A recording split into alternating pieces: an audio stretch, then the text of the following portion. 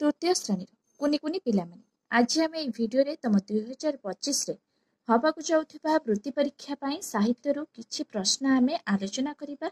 तो पिला माने ता पूर्व तमाने जदि एही चैनल नुआ अछ ताहले जल्दी जल्दी चैनल टी को सब्सक्राइब कर दियो ता सहित पाखरे थिबा बेल आइकन को दबाई दियो। तो पिला माने जहा फल रे मु जेते बेले भी एही भली वीडियो अपलोड करिबी संगे संगे तमनक पाखु को नोटिफिकेशन चलचिबो आ तमने घरे बसी एही भली वीडियो देखि परिबो। तो पिला माने तुम साहित्य बही थिबा सान सीना दानता महान एही विषय रु किछि सटाई प्रश्न आम एही वीडियो आलोचना करिबा।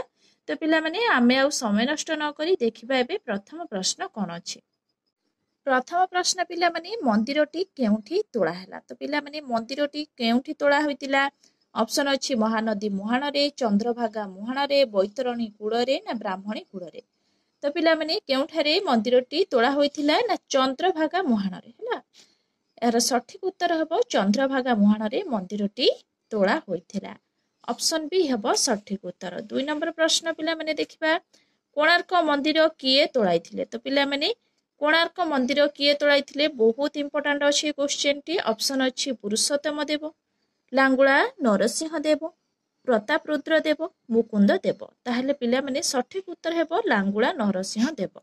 तो पिला माने तो माने मने रखिबो कोणार्क मंदिर किए तोड़ाइथिले ना लांगुला नरसिंह देव कोणार्क मंदिर तोड़ाइथिले।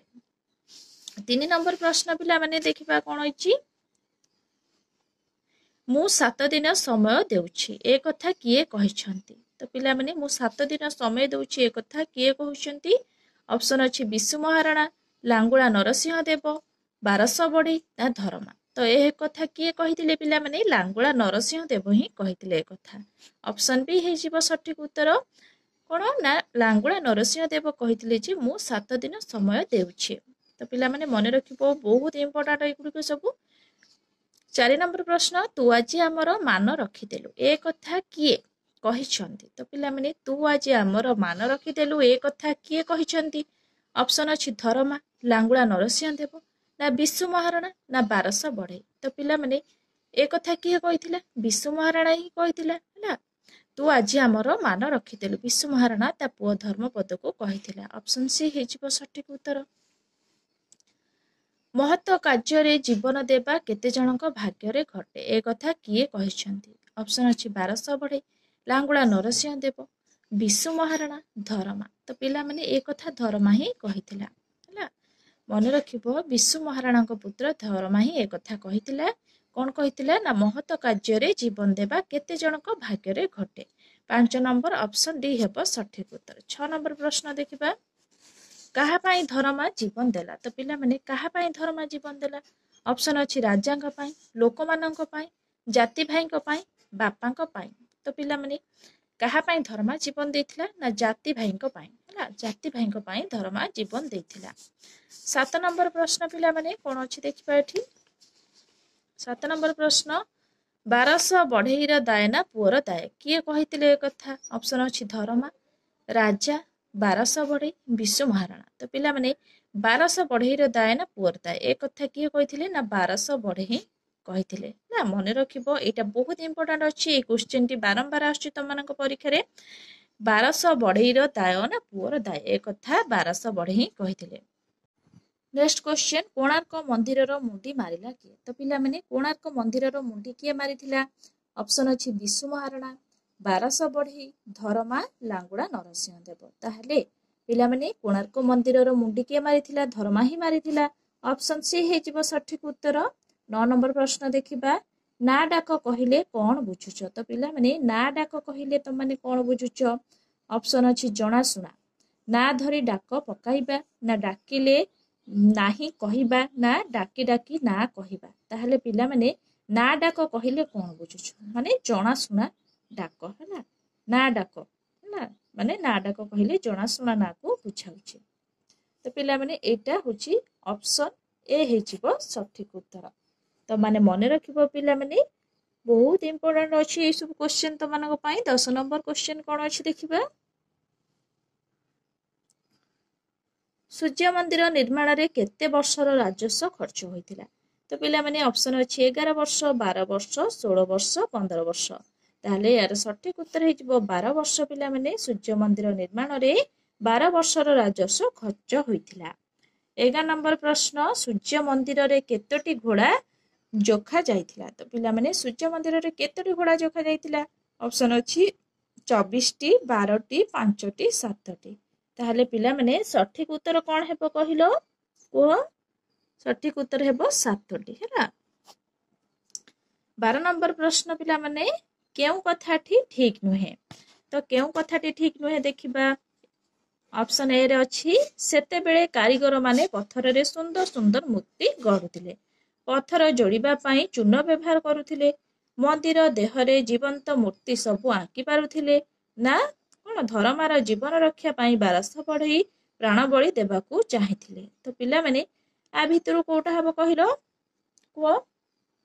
ତମାନେ ନିଜେ ଦେଖ ଆଉ କୁହ କୋଉଟା ହବ। ନା ପିଲାମାନେ ଅପସନ୍ ଡି ହେଇଯିବ ସଠିକ ଉତ୍ତର। ଧରମାର ଜୀବନ ରକ୍ଷା ପାଇଁ 1200 ବଢ଼େଇ ପ୍ରାଣ ବଳି ଦେବାକୁ ଚାହିଁଥିଲେ ହେଲା। ତ ପିଲାମାନେ 12 ନମ୍ବର ଅପସନ୍ ଡି ହେଇଯିବ ସଠିକ ଉତ୍ତର। 13 ନମ୍ବର ପ୍ରଶ୍ନ ରାଜା କାରିଗର ମାନଙ୍କର ମୁଣ୍ଡ କାଟର ଆଦେଶ ଦେଲେ କାରଣ? ତ ପିଲାମାନେ ରାଜା କାରିଗର ମାନଙ୍କର ମୁଣ୍ଡ କାଟର ଆଦେଶ ଦେଲେ କାହିଁକି? ଅପସନ୍ ଅଛି ସେମାନଙ୍କୁ ଭୟ ଦେଖାଇବା ପାଇଁ, ନା ମନ୍ଦିର କାମରେ 12 ବର୍ଷ ସମୟ ଲାଗିଲା ବୋଲି, ନା କାରିଗର ମାନେ ଅଳସୁଆ ଓ ଅକର୍ମା ଥିଲେ ବୋଲି, ନା କୌଣସିଟି ନୁହେଁ। ତାହେଲେ ସଠିକ ଉତ୍ତର କଣ ହେବ? ସେମାନଙ୍କୁ ଭୟ ଦେଖାଇବା ପାଇଁ। 13 ନମ୍ବର ଅପସନ୍ ଏ ହେଇଯିବ ସଠିକ ଉତ୍ତର। 14 ନମ୍ବର ପ୍ରଶ୍ନ ପିଲାମାନେ ମହତ କାର୍ଯ୍ୟ କରିବା କେତେ ଜଣଙ୍କ ଭାଗ୍ୟରେ ଜୁଟେ ଏ କଥା ଧରମା କେତେବେଳେ କହିଥିଲା?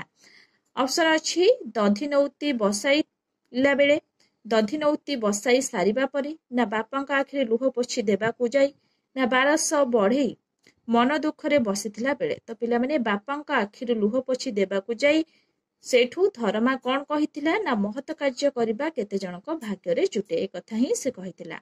ଅପସନ୍ ସି ହେଇଯିବ ସଠିକ ଉତ୍ତର। 15 ନମ୍ବର ପ୍ରଶ୍ନ ବିଶୁ ମହାରଣା ନିଜ ପୁଅକୁ କିପରି ଚିହ୍ନି ପାରିଲେ? ଅପସନ୍ ଅଛି ପୁଅର ଚେହେରା ଦେଖି, ନିଜ ବାଡ଼ି ବରକୋଳି ଦେଖି, ନା ତାର ନାମ ଜାଣି, ନା ତାର କଥା ଶୁଣି। ତ ପିଲାମାନେ ସେ କଣ ନେଇଥିଲା ସାଙ୍ଗରେ? ଯେତେବେଳେ ତାଙ୍କ ବାପାଙ୍କ ସହିତ ଦେଖା କରିବା ପାଇଁ ଯାଇଥିଲା ଧରମା କଣ ନେଇଥିଲା? ନା ନିଜ ବାଡ଼ିର ବରକୋଳିକୁ ସେ ନେଇଥିଲା ସାଙ୍ଗରେ। ତାହେଲେ ଅପସନ୍ ବି ହେଇଯିବ ସଠିକ ଉତ୍ତର। ନିଜ ବାଡ଼ି ବରକୋଳିକୁ ଦେଖି ବିଶୁ ମହାରଣା ନିଜ ପୁଅକୁ ଚିହ୍ନି ପାରିଥିଲେ। 16 ନମ୍ବର ପ୍ରଶ୍ନ ଦେଖିବା ପିଲାମାନେ କଣ ଦେଇଛି? ସେ ନିଶ୍ଚୟ ଆମର ମୁଣ୍ଡ କାଟ ପାଇଁ ଆଦେଶ ଦେବେ ଏ କଥା କିଏ କହିଛନ୍ତି? ଅପସନ୍ ଅଛି ବିଶୁ ମହାରଣା, ନା 1200 ବଢ଼େଇ, ନା ଧରମା, ନା ରାଜା ନରସିଂହ ଦେବ। ତାହେଲେ ଏ କଥା କିଏ କହିଛନ୍ତି? 1200 ବଢ଼େଇ ମାନେ ହିଁ କହିଛନ୍ତି ଏ କଥା। କଣ କହିଛନ୍ତି? ନା ସେ ନିଶ୍ଚୟ ଆମର ମୁଣ୍ଡ କାଟ ପାଇଁ ଆଦେଶ ଦେବେ। ତ ପିଲାମାନେ ମନେ ରଖିବ, ଜମା ବି କନଫ୍ୟୁଜନ ହେବ ନାହିଁ। ତ ପିଲାମାନେ ଦେଖିବା 17 ନମ୍ବର ପ୍ରଶ୍ନ କଣ ଦେଇଛି? କୋଣାର୍କ ମନ୍ଦିରରେ କେତୋଟି ପଥର ଘୋଡ଼ା ଅଛି? ତ ପିଲାମାନେ କୋଣାର୍କ ମନ୍ଦିରରେ କେତୋଟି ପଥର ଘୋଡ଼ା ଅଛି? ଅପସନ୍ ଅଛି 5ଟି, 6ଟି, 8ଟି, 7ଟି। ତାହେଲେ ସଠିକ ଉତ୍ତର ହେବ ଅପସନ୍ ଡି 7ଟି। 18 ନମ୍ବର ପ୍ରଶ୍ନ ପିଲାମାନେ ଦେଖିବା କଣ ଦେଇଛି? କୋଣାର୍କ ମନ୍ଦିରରେ କେଉଁ ଦେବତାଙ୍କର ପ୍ରତିମା ଅଛି? ତ କୋଣାର୍କ ମନ୍ଦିରରେ କେଉଁ ଦେବତାଙ୍କର ପ୍ରତିମା ଅଛି? ଅପସନ୍ ଅଛି ସୂର୍ଯ୍ୟ, ଇନ୍ଦ୍ର, ଶିବ, ବିଷ୍ଣୁ। ତାହେଲେ ପିଲାମାନେ ସଠିକ ଉତ୍ତର କଣ ହେବ?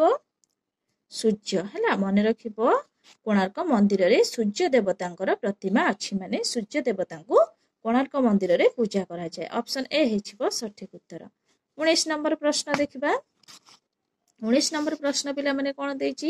ମନ୍ଦିର ନିର୍ମାଣ କାର୍ଯ୍ୟରେ କେତେ ଜଣ କାରିଗର କାମ କରୁଥିଲେ? ଅପସନ୍ ଅଛି 1200, 1300, 1400, 1100। ତ ପିଲାମାନେ 1200 ବଢ଼େଇ, ଏବେ ତମାନେ ପଢିଲ 1200 ବଢ଼େଇ କଣ କାର୍ଯ୍ୟ କରୁଥିଲେ? ତାହେଲେ ଅପସନ୍ ଏ ହେଇଯିବ ସଠିକ ଉତ୍ତର। ମନ୍ଦିର ନିର୍ମାଣ କାର୍ଯ୍ୟରେ 1200 ବଢ଼େଇ ବା 1200 କାରିଗର କାମ କରୁଥିଲେ। 20 ନମ୍ବର ପ୍ରଶ୍ନ କୋଣାର୍କ ମନ୍ଦିର ତିଆରି କରିବା ପାଇଁ ମୁଖ୍ୟ କାରିଗର କିଏ ଥିଲେ? ଅପସନ୍ ଅଛି ଧର୍ମପଦ, ବିଶୁ ମହାରଣା, 1200 ବଢ଼େଇ, ଶିବେଇ ସାମନ୍ତରାୟ। ତାହେଲେ ସଠିକ ଉତ୍ତର କଣ ହେବ?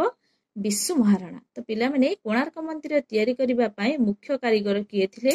ନା ବିଶୁ ମହାରଣା ହିଁ ଥିଲେ ହେଲା।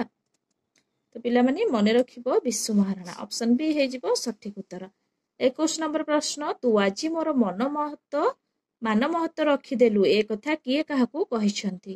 ଅପସନ୍ ଅଛି ରାଜା ଧର୍ମପଦକୁ, ନା ବିଶୁ ମହାରଣା ପୁଅକୁ, ନା କାରିଗର ଧର୍ମପଦକୁ, ନା ରାଜା ବିଶୁ ମହାରଣାକୁ। ତାହେଲେ ଏ କଥା କିଏ କହିଛନ୍ତି? ତାହେଲେ କିଏ କହିଛନ୍ତି ତୁ ଆଜି ମୋର ମାନ ମହତ ରଖିଦେଲୁ, ଏ କଥା କିଏ କହିଛନ୍ତି? ନା ବିଶୁ ମହାରଣା ପୁଅକୁ କହିଛନ୍ତି। ତ ପିଲାମାନେ ବିଶୁ ମହାରଣା ଏ କଥା ଧର୍ମପଦକୁ ହିଁ କହିଛନ୍ତି। ତାଙ୍କର ପୁଅ ଥିଲା କିଏ? ଧର୍ମପଦ। ହେଲା, ବିଶୁ ମହାରଣା ଧର୍ମପଦକୁ ଏ କଥା କହିଛନ୍ତି ଯେ ତୁ ଆଜି ମୋର ମାନ ମହତ ରଖିଦେଲୁ। ଅପସନ ବି ହେଇଯିବ ସଠିକ ଉତ୍ତର। 22 ନମ୍ବର ପ୍ରଶ୍ନ, ବିଶୁ ମହାରଣା କଣ ଦେଖି ପୁଅକୁ ଚିହ୍ନି ପାରିଲେ? ଅପସନ ଅଛି ହାର, ମୁଦି, ଜାମୁକୋଳି, ବରକୋଳି। ତାହେଲେ ବରକୋଳି ଦେଖି ଚିହ୍ନି ପାରିଲେ, ଏବେ ଆମେ ପଢିଥିଲେ ହେଲା। ତାହେଲେ ଅପସନ ବି ହେଇଯିବ ସଠିକ ଉତ୍ତର। 23 ନମ୍ବର ପ୍ରଶ୍ନ, ମୁଣ୍ଡି ମାରିବା ପାଇଁ ରାଜା ବଢେଇଙ୍କୁ କେତେ ଦିନ ସମୟ ଦେଲେ? ତ ପିଲାମାନେ ମୁଣ୍ଡି ମାରିବା ପାଇଁ ରାଜା ବଢେଇଙ୍କୁ କେତେ ଦିନ ସମୟ ଦେଇଥିଲେ? ଅପସନ ଅଛି 1 ଦିନ, 1 ସପ୍ତାହ, 1 ମାସ, 1 ବର୍ଷ। ତ ପିଲାମାନେ 1 ସପ୍ତାହ ମାନେ 7 ଦିନ ସମୟ ଦେଇଥିଲେ। ତ ପିଲାମାନେ 1 ସପ୍ତାହ କହିଲେ 7 ଦିନକୁ ବୁଝଉଛି ହେଲା। ମୁଣ୍ଡି ମାରିବା ପାଇଁ ରାଜା ବଢେଇଙ୍କୁ 7 ଦିନ ସମୟ ଦେଇଥିଲେ ହେଲା, ନହେଲେ ସେମାନଙ୍କର ମୁଣ୍ଡ କାଢି ହିଁ ହୋଇଥାନ୍ତା। 23 ନମ୍ବର ପ୍ରଶ୍ନ ଦେଖିବା ପିଲାମାନେ କଣ ଦେଇଛି? ଧର୍ମପଦର କେଉଁ କାମ କାଳ କାଳକୁ ରହିଗଲା? ତ ପିଲାମାନେ ଧର୍ମପଦର କେଉଁ କାମ କାଳ କାଳକୁ ରହିଗଲା? ଅପସନ ଅଛି କୋଣାର୍କର ମୁଣ୍ଡି ମାରିବା କାମ, ନା ଘରୁ ଏକା ଏକା ବାପ ପାଖକୁ ଚାଲି ଆସିବା କାମ, ନା ଏତେ ଉଚ୍ଚ ଦେଉଳର ଉପରୁ ପାଣିକୁ ଡେଇଁ ପଡିବା କାମ, ନା ଜାତି ପାଇଁ ଜୀବନ ଦେବା କାମ। ତାହେଲେ ପିଲାମାନେ ଧର୍ମପଦର କେଉଁ କାମ କାଳ କାଳକୁ ରହିଗଲା? ନା କୋଣାର୍କର ମୁଣ୍ଡି ମାରିବା କାମ ହେଲା। ଅପସନ ଏ ହେଇଯିବ ସଠିକ ଉତ୍ତର। 1200 ବଢେଇ 12 ବର୍ଷ ଧରି ଯେଉଁ କାମକୁ କରିପାରି ନଥିଲେ ସେ କାମ ହିଁ ଧର୍ମପଦ କରିଥିଲା ହେଲା। କୋଣାର୍କର ମୁଣ୍ଡି ମାରି ପାରିଥିଲା। ତାହେଲେ ଅପସନ ଏ ହେଇଯିବ ସଠିକ ଉତ୍ତର। 25 ନମ୍ବର ପ୍ରଶ୍ନ ଦେଖିବା କଣ ଦେଇଛି? ମନ୍ଦିରଟିର ଆକାର କିପରି? ତ ପିଲାମାନେ ମନ୍ଦିରଟିର ଆକାର କିପରି ଥିଲା? ଅପସନ ଅଛି ବିମାନ ପରି, ଘୋଡା ପରି, ଦୁର୍ଗ ପରି, ରଥ ପରି। ତାହେଲେ ରଥ ପରି ହିଁ ଥିଲା। ଅପସନ ଡି ହେଇଯିବ ସଠିକ ଉତ୍ତର। ତ ପିଲାମାନେ ଏଇ କ୍ୱେଶ୍ଚିନ୍ ଟି ବହୁତ ଇମ୍ପୋର୍ଟାଣ୍ଟ ଅଛି, କାହିଁକି ନା ବହୁତ ସମୟରେ ତମମାନଙ୍କର ପରୀକ୍ଷାରେ ମଧ୍ୟ ଆସିଛି। 26 ନମ୍ବର ପ୍ରଶ୍ନ ଦେଖିବା କଣ ଦେଇଛି? ସେତେବେଳେ ପଥରକୁ ଯୋଡିବା ପାଇଁ କଣ ବ୍ୟବହାର କରାଯାଉଥିଲା? ଅପସନ ଦେଇଛି ସିମେଣ୍ଟ, ମାଟି, ଅଠା, ଚୂନ। ତାହେଲେ ଚୂନ ବ୍ୟବହାର କରାଯାଉଥିଲା। ଅପସନ ଡି ହେଇଯିବ ସଠିକ ଉତ୍ତର। ସେତେବେଳେ ପଥରକୁ ଯୋଡିବା ପାଇଁ ଚୂନ ହିଁ ବ୍ୟବହାର କରାଯାଉଥିଲା। 27 ନମ୍ବର ପ୍ରଶ୍ନ, କେଉଁ ନଦୀର ମୁହାଣରେ କୋଣାର୍କ ମନ୍ଦିର ଅବସ୍ଥିତ? ଅପସନ ଅଛି ବ୍ରାହ୍ମଣୀ, ଚନ୍ଦ୍ରଭାଗା, ମହାନଦୀ, ବୈତରଣୀ। ତାହେଲେ ଚନ୍ଦ୍ରଭାଗା ନଦୀ ମୁହାଣରେ କୋଣାର୍କ ମନ୍ଦିର ଅବସ୍ଥିତ। ଅପସନ ବି ହେଇଯିବ ସଠିକ ଉତ୍ତର। 28 ନମ୍ବର, ଧରମା କେଉଁ କଥା ଶୁଣି ମନ ଦୁଃଖ କଲା? ଅପସନ ଅଛି କାରିଗର ମାନଙ୍କର ମନର ଆଶଙ୍କା କଥା, ନା ବିଶୁ ମହାରଣା ବିଚଳିତ ହୋଇ ପଡିବା କଥା, ନା କାଲି ସକାଳୁ ରାଜା ଆସିବା କଥା, ନା 1200 ବଢେଇଙ୍କ ମୁଣ୍ଡ କାଟର କଥା। ତାହେଲେ ଧରମା କେଉଁ କଥା ଶୁଣି ମନ ଦୁଃଖ କଲା? ନା ବିଶୁ ମହାରଣା ବିଚଳିତ ହୋଇ ପଡିବା କଥା ଶୁଣି ହେଲା। ଏ କଥା ଶୁଣି ଧରମା ମନ ଦୁଃଖ କରିଥିଲା। ଅପସନ ବି ହେଇଯିବ ସଠିକ ଉତ୍ତର। 29 ନମ୍ବର ପ୍ରଶ୍ନ ପିଲାମାନେ ଦେଖିବା କଣ? ତଳେ ଚନ୍ଦ୍ରଭାଗା ନଦୀର କଳା ଘୁମର ପାଣି, ଏଥିରେ କଳା ଘୁମର କେଉଁ କଥାକୁ ବୁଝାଉଛି? ଅପସନ ଅଛି ନଦୀ ପାଣିର ରଙ୍ଗ, ନା ନଦୀର ଗଭୀରତା, ନା ନଦୀର ସ୍ରୋତ, ନା ନଦୀର ଲହରୀ। ତାହେଲେ ନଦୀର ଗଭୀରତା। ତ ପିଲାମାନେ ମନେ ରଖିବ ନଦୀର ଗଭୀରତା। ତଳେ ଚନ୍ଦ୍ରଭାଗା ନଦୀର କଳା ଘୁମର ପାଣି, ଏଥିରେ କଳା ଘୁମର ନଦୀର ଗଭୀରତା କଥାକୁ ବୁଝାଉଛି। ଅପସନ ବି ହେଇଯିବ ସଠିକ ଉତ୍ତର।